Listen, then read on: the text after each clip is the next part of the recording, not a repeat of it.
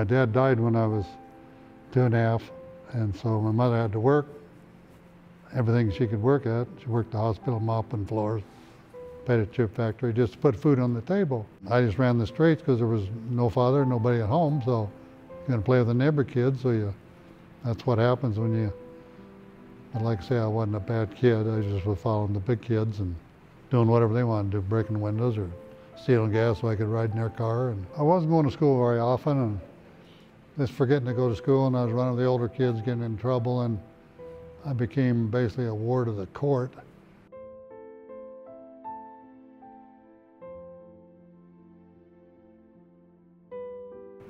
They were all mostly older kids and mean, rough kids from the city, and got thumped on about every day up there. I mean, they just beat on you constantly, and so I took it for about 3 weeks.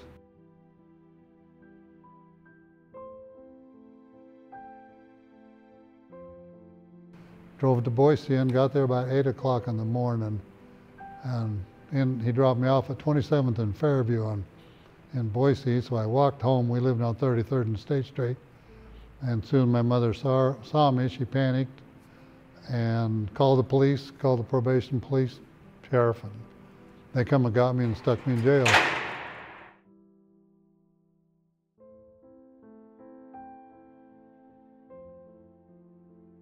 My grandmother had contacted him, heard about the Hughes Ranch. So he sat down and talked to me for about an hour.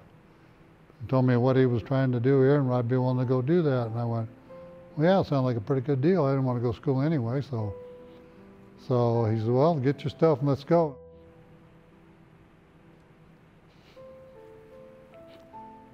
You think this would go away after this long? I was totally shocked because I'd never had anybody ever stand up for me like that. Got in the car and we drove to Rupert that night.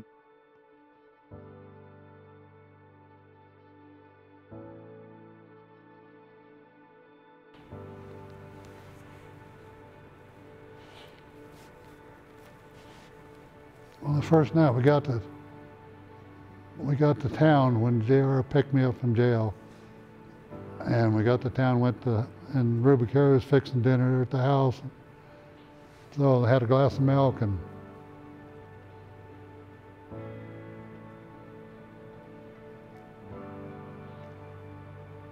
he asked me if I wanted another glass of milk.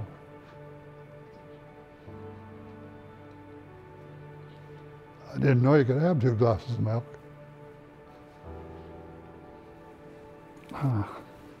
You think this would go away?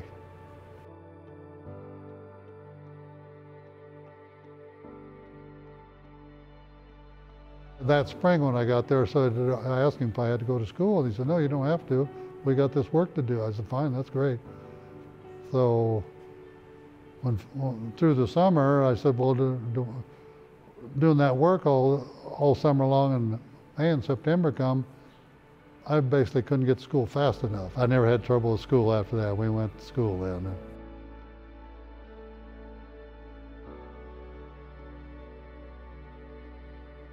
He thought you could do anything. Well, you take the tractor and you go out here and you plow that field over there.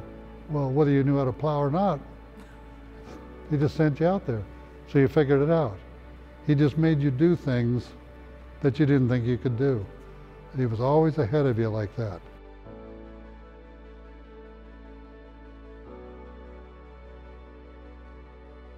Our young people are our future. I mean, and they're not all born with a silver spoon in their mouth. It's so complex compared to what I experienced that just amazes me now. The majority of the kids can get through life, but a lot of them can't. Some of them can't, so they're the ones that need the help. And some of them have more problems than others, and we've got to take care of them. We've got to bring them all along together. I mean, some people can take care of themselves, some they can't. So the Youth Ranch is willing to face some of these problems and help me back then. So you can help the kids today.